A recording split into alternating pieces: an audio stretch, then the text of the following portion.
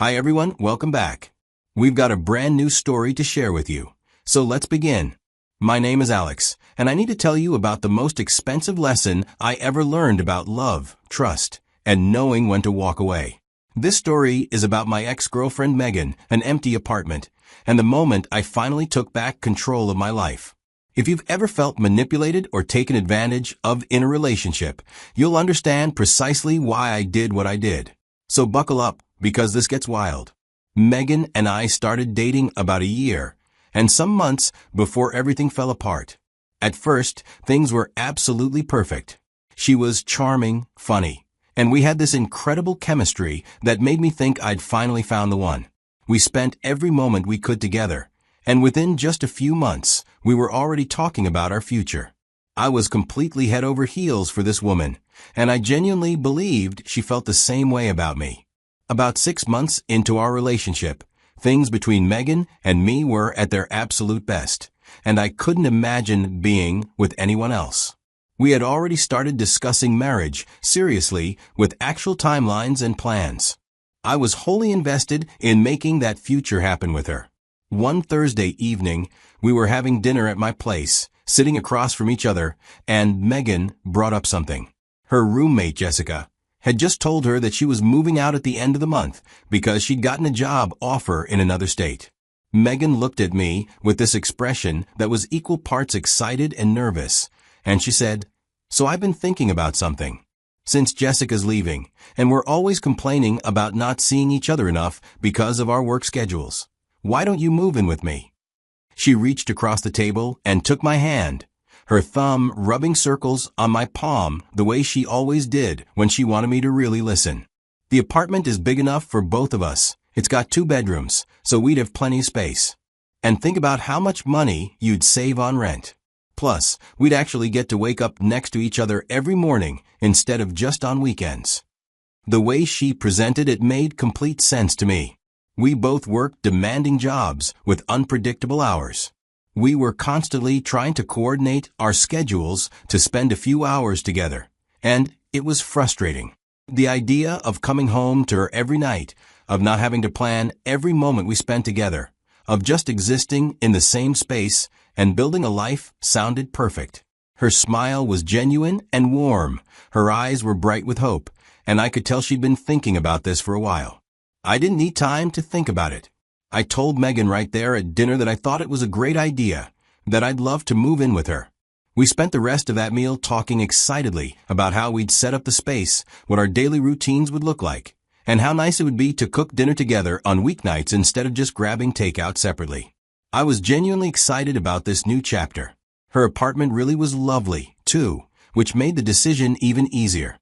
It was a 2-bedroom place in a safe, convenient neighborhood, close to both our jobs. The building was well maintained, and the apartment had large windows that let in tons of natural light. It was the kind of place I'd looked at when I was apartment hunting but couldn't reasonably afford on my own. The following week, I started getting everything for the move. I went to my landlord and gave him the required 30-day notice that I'd be moving out. I started packing up my stuff bit by bit, sorting through what I'd keep and what I'd donate or throw away. I was living in a 1-bedroom apartment that was significantly smaller than Megan's place, and I was already thinking about how we'd combine our things.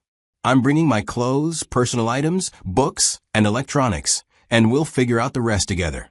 I was mentally mapping out the apartment, thinking about how we'd arrange the bedroom and whether we'd use the 2nd bedroom as an office or a guest room. That's when Megan told me something that, looking back now, should have immediately raised questions in my mind. But at the time I just took it in stride. We were at her apartment one evening, about 2 weeks before I was supposed to officially move in, when she showed me the closet space and talked about where I could put my things. She mentioned casually, almost like it was no big deal, that Jessica was taking all of her furniture and most of the appliances when she moved out. I stopped what I was doing and asked her what she meant by all of it, and she explained that basically everything in the apartment, except the major built-in appliances, belonged to Jessica. She walked me through the apartment and pointed things out. The comfortable gray couch in the living room that I'd sat on dozens of times, that was Jessica's, and it was going with her. The coffee table, the TV stand, the bookshelf, all Jessica's. the dining table, along with the 4 matching chairs. Jessica had bought that set when she first moved in, so it was leaving too. In the bedroom, the bed frame and mattress were Jessica's. The dresser and the nightstands were Jessica's. In the kitchen, Jessica had brought most of the small appliances when she moved in, including a decent set of pots, pans, and dishes. The only things that were staying were the refrigerator and the stove, which came with the apartment and were honestly both pretty old and not in great shape. I stood there in the middle of the living room, looking around and trying to process what this actually meant. It would be like moving into a brand new apartment that had never been lived in, except this one already had a lease in Megan's name and a monthly rent payment attached. I asked Megan why she didn't have any furniture of her own. She explained that when she and Jessica had first moved in together about 2 years ago, Jessica had already owned most of this stuff from her previous apartment, so they just agreed that Jessica would furnish the place. Megan would handle a bigger share of the utilities or something like that. It had worked for them, but now it meant Megan would be left with basically nothing. She seemed a little embarrassed about it, like she was worried I might change my mind about moving in because of the hassle. Here's the thing, though. I genuinely didn't see it as a problem at the time. I was so focused on the relationship and the future we were building that the practical details seemed minor. My own apartment was smaller and had come partially furnished when I moved in. The couch I had was actually the previous tenant's. He'd left it because it was too big to fit in his new place, and my landlord had just asked if I wanted to keep it rather than dealing with hauling it out. The bed frame I was using was my parents' old one they'd given me when I first moved out on my own. None of it was really mine in a meaningful way, and most of it wouldn't even fit well in Megan's bigger apartment anyway. I'd been planning to leave most of the furniture behind, regardless, because it made more sense than trying to move it. Actually, the more I thought about it, the more I started to see it the way Megan was framing it, as an opportunity rather than a problem. We'd be starting entirely from scratch, building our home together. We could pick out a couch that we both loved instead of compromising on someone's old furniture. We could choose a bed that was comfortable for both of us. We could set up the kitchen exactly how we wanted it. It felt romantic, like we were really creating something that belonged to both of us, something that represented our relationship and our shared taste. I imagined us spending weekends together at furniture stores, debating different styles and making decisions as a team.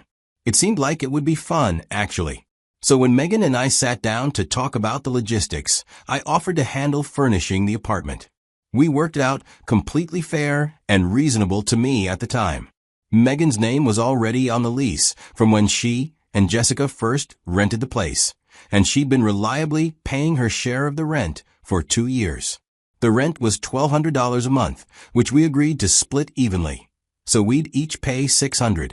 That was actually less than I'd been paying at my old place, so I was already saving money on the monthly costs alone. On top of that, I told her I'd handle buying all the furniture, the appliances we needed, and whatever else we required to make the apartment actually livable and comfortable. Megan seemed relieved and grateful when I offered this arrangement. She told me she'd been stressed about how she'd afford to replace everything Jessica was taking, and having me step in to handle it took a massive weight off her shoulders. Megan promised she'd contribute however she could, by handling the decorating or picking up smaller items here and there. It felt like we were being a team, dividing responsibilities in a way that played to our strengths and resources.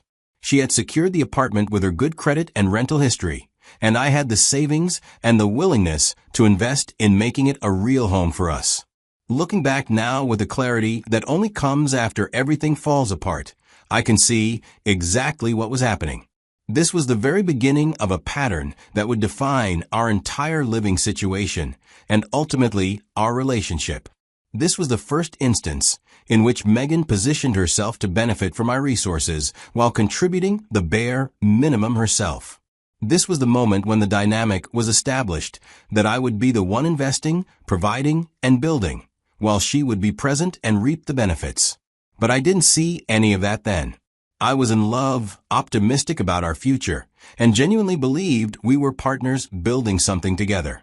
The idea of keeping score or protecting my interests never even crossed my mind because I trusted her completely and assumed we'd be together forever.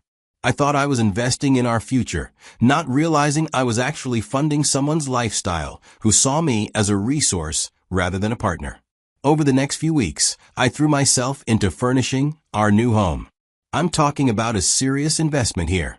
I bought a beautiful leather sectional sofa that cost me nearly $2,000, a solid wood dining table with 6 chairs, a king-size bed with a premium mattress because Megan said she had back problems, a 65-inch smart TV, a complete entertainment center, and kitchen appliances, including a new refrigerator.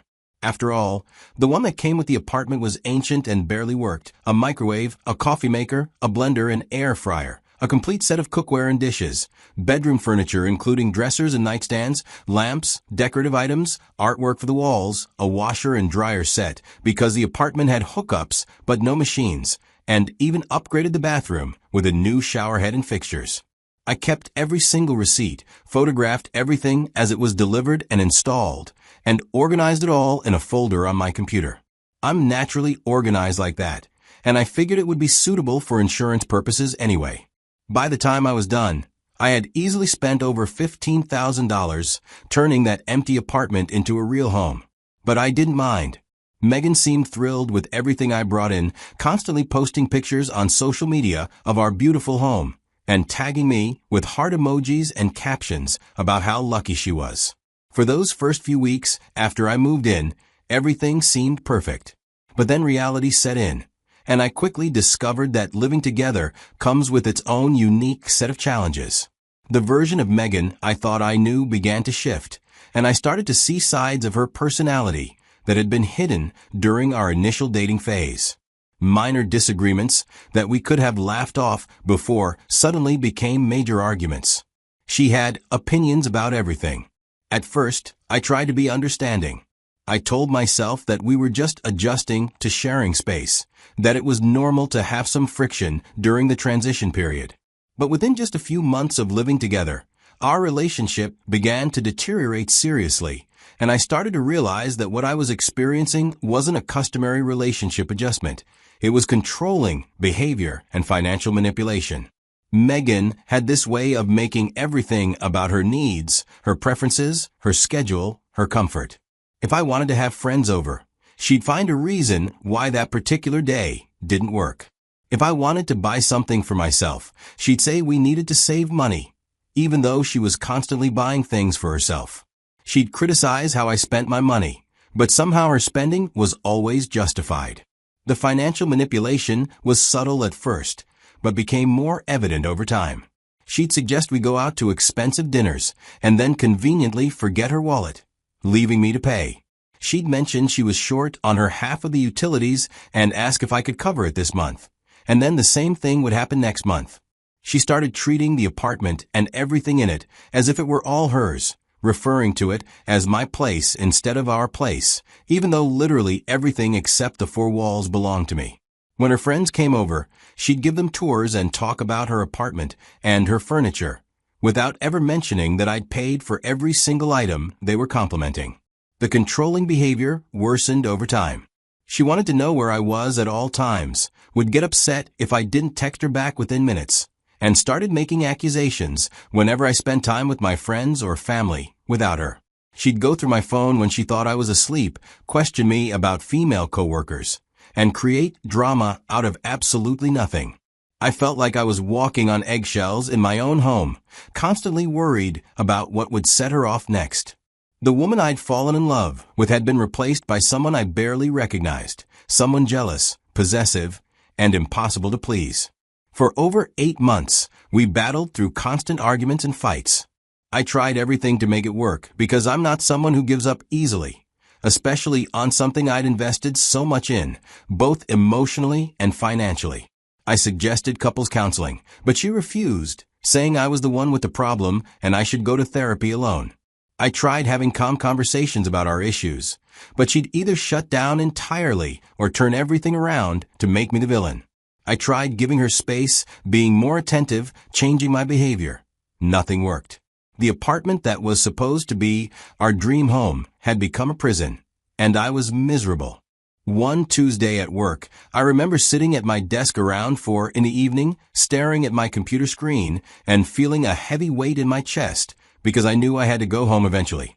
That's what my life had become, dreading going back to my own apartment because I never knew what version of Megan I'd be walking into. Some days she'd be silent and cold, ignoring me completely and making the whole place feel like an icebox. Other days, she'd be picking fights the second I walked through the door, ready to argue about something I did or didn't do, something I said or didn't say. There was no pattern to it, no way to predict it, which somehow made it worse because I couldn't even mentally prepare. I left work around 6:30 and sat in traffic for 40 minutes. I kept thinking about what I might be walking into. By the time I pulled into the parking lot of our apartment building, it was already dark. When I finally walked through the door, I saw her immediately. Megan was sitting on the couch. I'd barely gotten 2 steps inside, my work bag still hanging off my shoulder and my keys still in my hand, when she spoke. "We need to talk," she said. Those 4 words meant another argument was coming. I've never heard anyone say "we need to talk" before delivering good news. It's always bad. I stood, still holding my keys, without even getting a chance to put my bag down, take off my shoes, or ask how her day was. She just launched right into it. "I'm breaking up with you," she said. "I think you're cheating on me." For a second, I was speechless because it was so entirely out of left field. Cheating? Me? I almost laughed out loud, and I had to bite the inside of my cheek to stop myself because I knew that would only make things worse. But it was genuinely absurd. The accusation was so far from reality that it would have been funny if it hadn't also ended my relationship. I had never cheated on Megan. Not once. Not even close. I'd never kissed another woman, never flirted with anyone, never even entertained the thought of being with someone else. Despite the fights, the control, the constant criticism, the walking on eggshells, I had stayed completely faithful to her. I'd been trying so hard to make this relationship work, putting in effort every single day. And here she was accusing me of the one thing I definitely hadn't done. I finally found my voice and asked her what she meant. "What evidence do you have?" I asked, setting my bag down on the floor, because this was clearly going to be a more extended conversation than I'd thought. "What makes you think I'm cheating?" I genuinely wanted to know what had led her to this conclusion because, from my perspective, I'd done nothing wrong. There was literally nothing to suggest infidelity because there was no infidelity happening. But Megan couldn't give me anything solid. She started listing off these vague, meaningless observations that didn't prove anything. "You've been distant lately," she said, which was true, but not because of another woman. I'd been distant because living with her had become exhausting, and I was emotionally drained. "You're always on your phone," she continued, which wasn't even accurate. I used my phone a normal amount, primarily for work emails and scrolling through news or sports updates. "The other day, you smiled at a text message," she added, like that was some kind of smoking gun. I don't even remember the moment she was talking about. As she kept talking, throwing out these weak accusations that didn't add up to anything, something clicked in my brain. I could see it clearly now. She didn't actually believe I was cheating. This wasn't about infidelity at all. This was her exit strategy. She wanted out of the relationship, but didn't want to be the bad guy. So she created a narrative in which I was the cheater, and she was the victim. That way, she could tell her friends and family that she had to break up with me because I betrayed her, and everyone would sympathize with her and think I was terrible. She'd get to be the wounded party instead of just the person who ended things.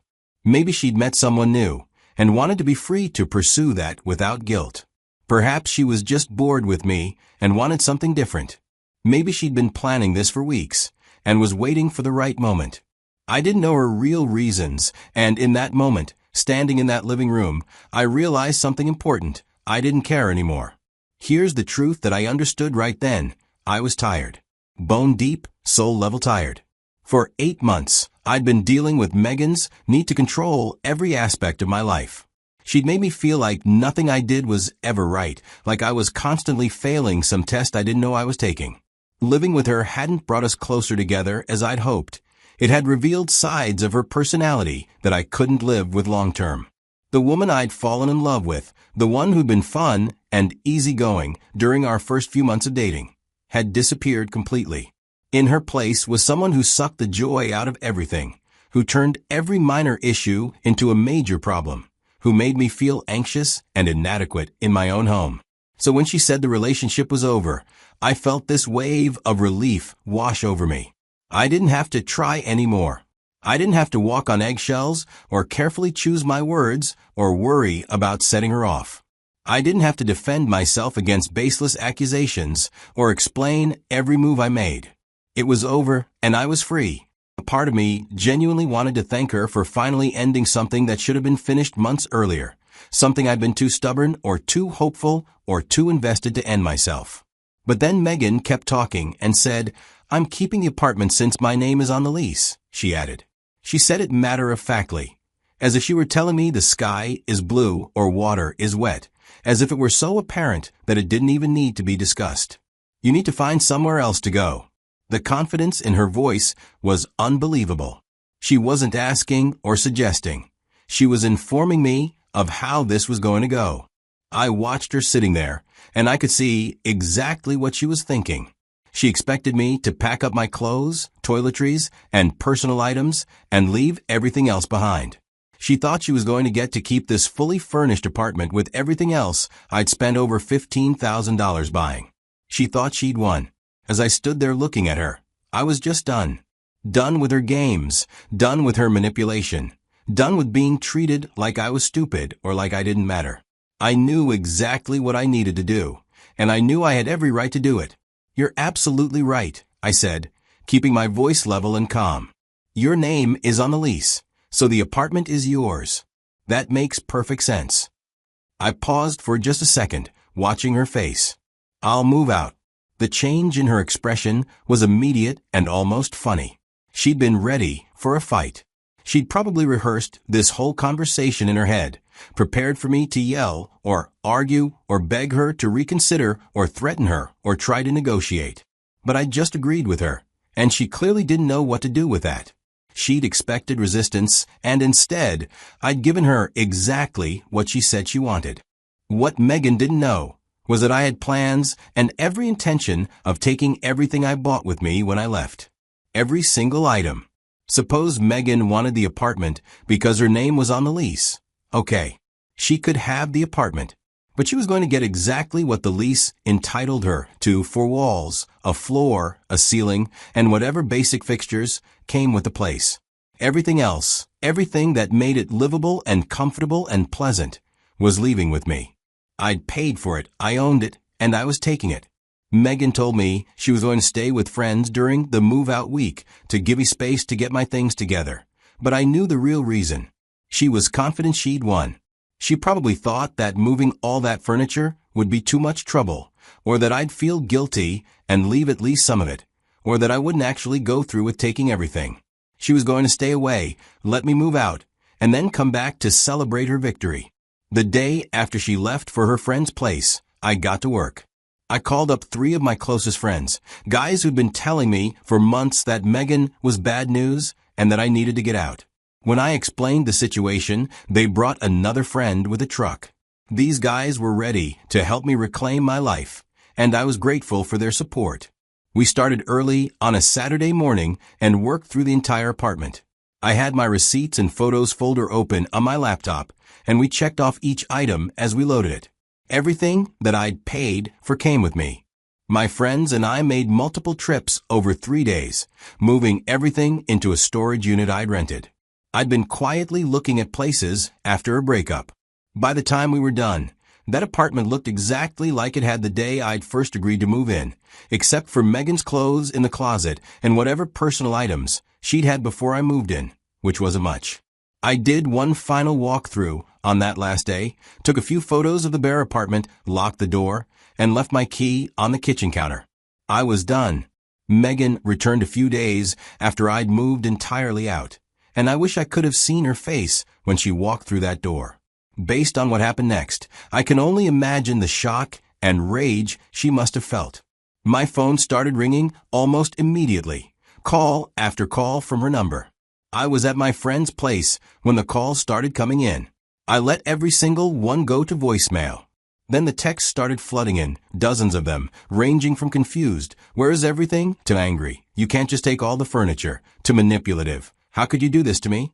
I thought you loved me," to threatening, "This is theft and I'm calling the police."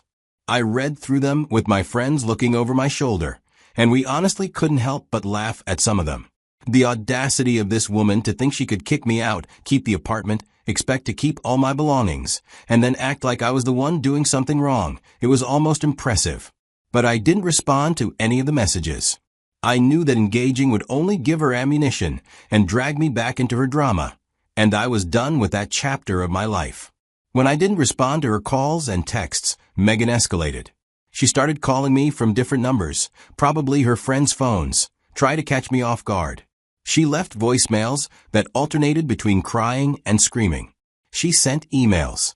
She even tried to contact me through social media. For about a week, I dealt with this constant harassment, and finally, I'd had enough. I blocked her number, blocked her on every social media platform, and blocked any unknown numbers that tried to contact me. I needed peace, and I wasn't going to get it while she still had access to me. That's when Megan really lost it and took things public. She went on social media and posted this long, dramatic story painting me as a vindictive, cruel ex-boyfriend who had stripped her apartment bare and left her with nothing out of spite. She made it sound like we'd broken up over some minor disagreement, and I'd retaliated by stealing all our furniture. She posted pictures of the empty apartment with captions like, "This is what heartbreak looks like. And when someone shows you who they really are, believe them." She tagged mutual friends, posted in local community groups, and basically tried to turn everyone against me. And it worked, at least partially. Some of our mutual friends immediately took her side, without even hearing my side of the story. I started getting messages from people I'd considered friends, calling me petty and cruel, telling me I should be ashamed of myself, saying I'd gone too far. A few people even suggested I should return at least some of the furniture because it's the right thing to do. It was frustrating and hurtful to see people I'd known for years immediately believe her narrative, without even asking for my side of the story. But here's the thing about the truth. It has a way of coming out. Some of our mutual friends reached out to me privately to ask what actually happened. I explained the situation calmly and factually. I had moved into Megan's apartment and purchased all the furniture and appliances myself. When she broke up with me and told me to move out, I took my belongings, as was my right. I didn't take anything that belonged to her, didn't damage anything, and didn't do anything illegal or even morally wrong. I simply removed my property from a space I was no longer living in. Those friends who actually listened understood immediately. A few of them even admitted they'd seen Megan's controlling behavior during our relationship and weren't surprised things had ended this way. They started quietly sharing the truth with others, and slowly, the narrative began to shift. People started questioning Megan's story, asking why she thought she was entitled to keep someone else's belongings and pointing out that her name on the lease didn't give her ownership of my property. Meanwhile, Megan was apparently still trying to come after me legally. I got a message from a mutual friend warning me that Megan was threatening to sue me for theft and that she'd consulted with a lawyer. I wasn't worried at all because I knew she had absolutely no case. I had documentation proving I'd purchased everything. I hadn't taken anything that belonged to her, and I'd left the apartment in the same condition it was in before I moved in. Empty, but undamaged. I actually hoped she would try to take legal action because it would have been satisfying to watch her case get thrown out. But apparently, her lawyer told her the same thing I already knew. She had no grounds to sue. Without a legal leg to stand on, and with the social media narrative turning against her, Megan was left to face the reality of her situation. She was stuck in an empty apartment that she could barely afford to furnish on her own. I heard through mutual friends that she was struggling financially, buying furniture on credit, asking people if they had any old pieces they were getting rid of, and shopping at thrift stores, trying to make it work. As for me, I moved on with my life in the best way possible. My new apartment was smaller, but it was mine. I arranged all my furniture exactly how I wanted it, without anyone criticizing my choices or trying to control how I lived. I spent more time with my family and focused on my career and hobbies. For the first time in over a year, I felt like I could breathe. The whole experience taught me some valuable lessons about relationships, boundaries, and self-respect. I learned that love isn't supposed to feel like walking on eggshells. I learned that someone who truly cares about you won't try to control or manipulate you. I learned that it's okay to walk away from something you've invested in when it's no longer serving you. And I learned that standing up for yourself and protecting your interests doesn't make you vindictive or cruel. It makes you smart. Looking back now, I don't regret a single decision I made during that move-out week. Some people might think I should have left some furniture or that I was being petty by taking everything. But I disagree entirely. Megan made her choice when she decided to end our relationship and keep the apartment.